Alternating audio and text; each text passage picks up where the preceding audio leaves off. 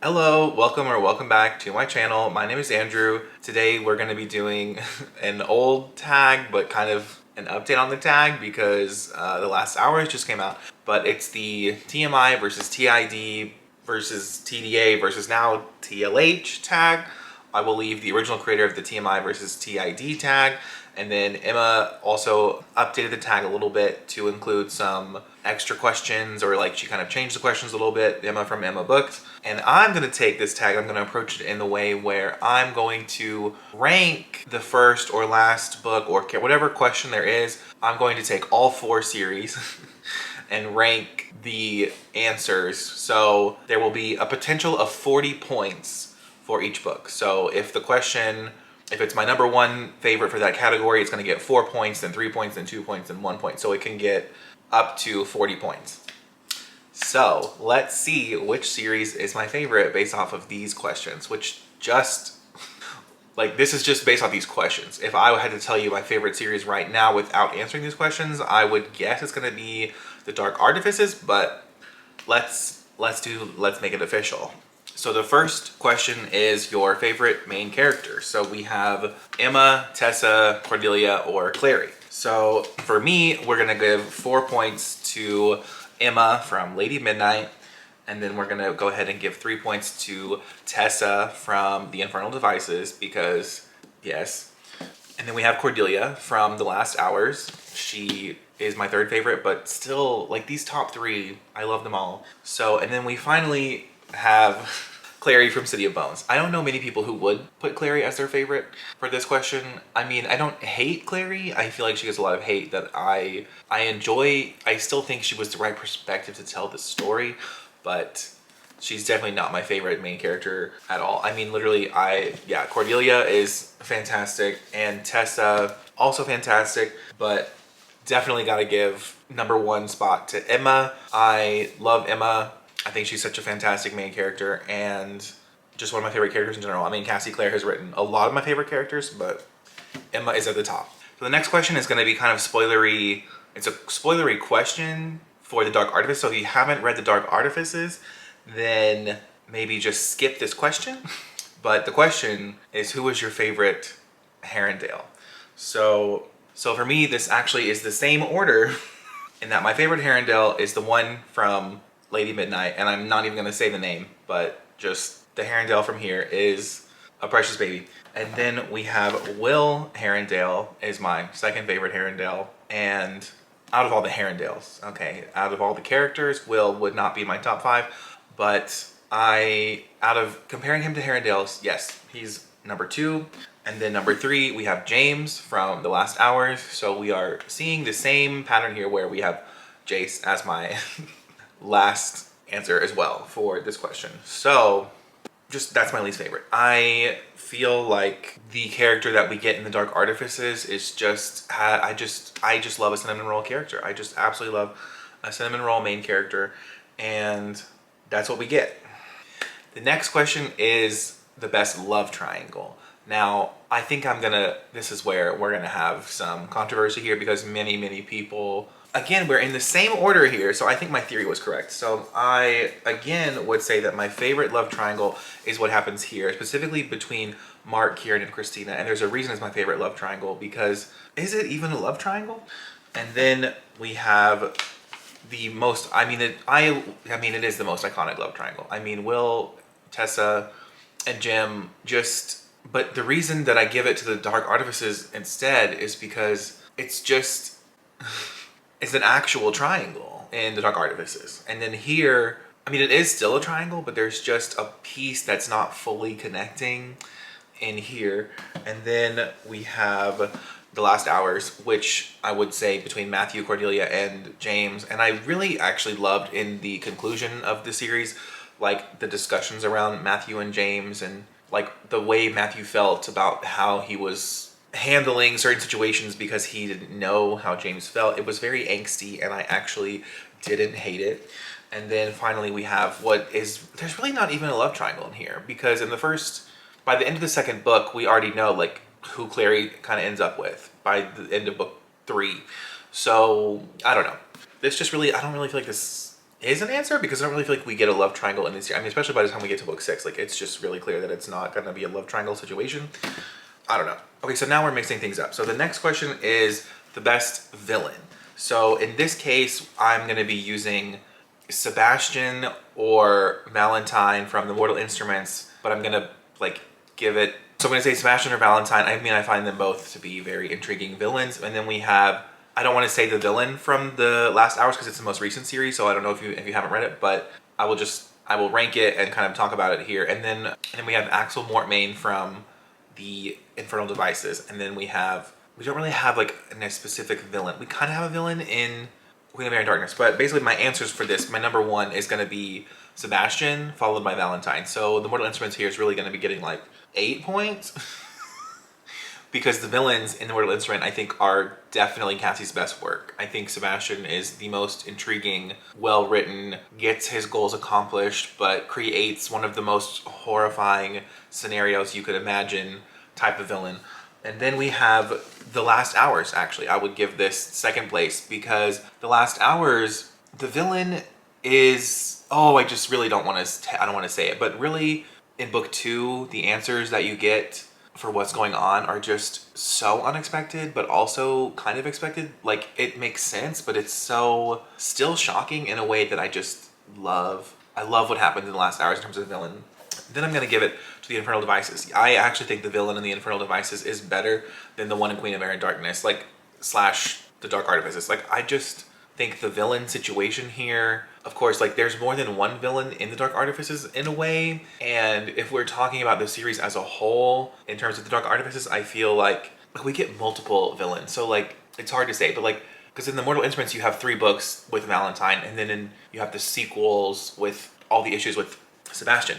But like the Infernal Devices, I definitely think are a better villain than the Dark Artifices. I think the Dark Artifices, the weakest point of the series, is the villain setup, with the exception of book 1. Book 1 is such a plot twist.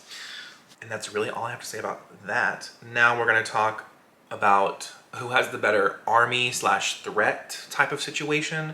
Again, to try to not talk in spoilers, I will say that the best, again, is the Mortal Instruments in terms of the army, the Dark Army situation, because we have the Dark Army in the Mortal Instruments, we have the Clockwork Army in the Infernal Devices, and then we have the Cohort in the Dark Artifices, and then we don't really have like an army coming after us in the Last Hours. So I would give the first point, the most points, to, again, the Mortal Instruments, and then I would give it to the Dark Artifices because the Cohort is so horrifying because of how realistic it is. And then I'm going to give it to the Clockwork Army because it's just kind of weak, and then I'm going to give it to the Last Hours. It's going to be the last place in that sense, because the Last Hours, you just don't, there's not like an army, like you just don't have an army, so it's not really the same comparison.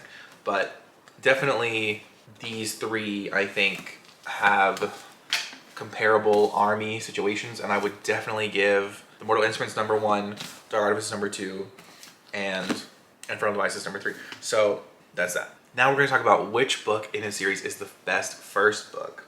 This one I think is also going to make some people upset, because I'm going to say, again, we're giving it number 1 to the Dark Artifices. I think Lady Midnight is the best introduction of all of her series. I think it is just one of the best Shadowhunter books, period, for sure. I was absolutely gagged when I read this. Just gagged.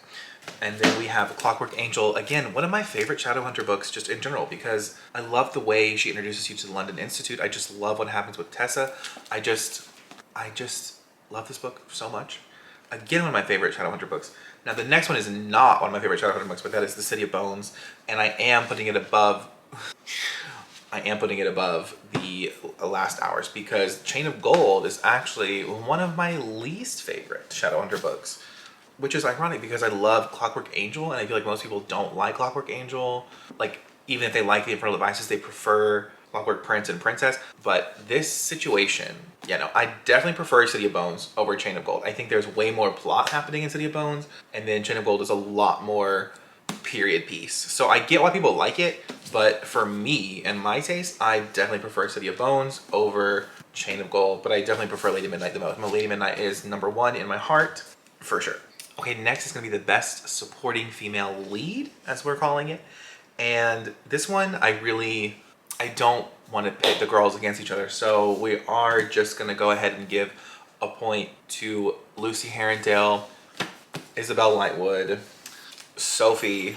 I absolutely love Sophie and everything she represents. And then also Christina from the Dark Artifices. So we are going to give every single one of these girls 1 full point because I love them all. I truly do love them all equally. I think Sophie, and they're all so different enough characters that I just think that they shine on their own. We don't need to just like pit them against each other. I love them all. Okay, next we have the best setting. So of course we have Los Angeles Institute, the New York Institute, and then London. London is the same setting for the Infernal Devices and the Last Hours. But I'm actually gonna give this one again to Dark Artifices, followed secondly to New York, because I love New York and LA. I am an American, so I have been to both these cities, so I feel like maybe I can just picture it better, but I lived near Los Angeles and I miss it so much. And I still love California with my whole heart. So like, I love Lady Midnight. I love this setting. I love that she took the stories here. It was so great, but New York is a very close second. And then of course, London is in third for me because I have never been. I would love to go so much, but I've never been to London, so I can't really like just visualize it as well. But Lady Midnight coming out on top yet again. Okay, now we have the best conclusion. We are now going to be able to include Chain of Iron in this list. And this is kind of the question that made me want to rank them because I feel like it's whatever. We have Chain of Iron in The Last Hours. We have City of Heavenly Fire for the Mortal Instruments. We have Clockwork Princess for the Infernal Devices, and Queen of Air and Darkness for here. Oh my god, these are all so heavy. All right, well, I am going to give first place is going to go to City of Heavenly Fire, followed by Clockwork Princess. There's so much to be argued here, okay? But I really think that Heavenly Fire is better than Clockwork Princess. I think Heavenly Fire is better than Clockwork Princess. I think that we'll get into the next question about epilogues and stuff, but when you talk about the book as a whole, I really think Heavenly Fire is a stronger conclusion. But, so we're going to give first place to the Mortal Instruments yet again. They are winning a lot. And then we have the Infernal Devices. Then we have the Last Hours. I'm going to give third place to the Last Hours, then Queen of Air and Darkness. So this is really where I would say Dark Artifices is the weakest thing. But these hoes be long. Okay, these are some long ass books. But let me tell you, this one I feel like earned its length more than this one. This one I was not angry at the length of the book. It is shorter than Queen of Air and Darkness, but I wasn't angry. All right. And then we have one final question. What is the best epilogue? So in this instance, we are going to give, obviously, Clockwork Princess has the best epilogue. I will not argue anyone on that. Clockwork Princess is definitely the best epilogue. But it is quickly followed up by Heavenly Fire having the second best epilogue. Then we're going to give the next best epilogue to Queen of Air and Darkness. And then we're going to give it to Chain of Thorns, which is the weakest epilogue. But as I said, I feel like this one earned its length. So things are complicated. All right, that's the final question. So I'm going to tally up the points and see how things stack up. Okay, and the final score was The Last Hours has 16 points. The Mortal Instruments had 24 points. The Infernal Devices had 25 points. And the Dark Artifice had 28 points. So my original theory was correct that the Dark Artifice is my favorite. However, I did not expect the Infernal Devices to be number 2. I would have thought that the Mortal Instruments is number 2. But clearly, these three I love very equally because they all have 24 points or higher. And I mean, I obviously have had the least amount of time with these characters, so maybe things could change on a reread, but I mean, I definitely think that I would say that's correct, that I prefer Dark Artifices and then these two fairly equally. I mean, these two are also very connected, so, but I would love to know which series won for you, especially if you do the ranking thing. If not, you can feel free to just pick your winners and then see where you end up, but I think it's just interesting to compare all of them. I would love to know your thoughts on all these series, of course. And I will leave my Instagram, Goodreads, and Twitter. It will all be in the description for you to check out if you would like. Otherwise, have a great day. Bye.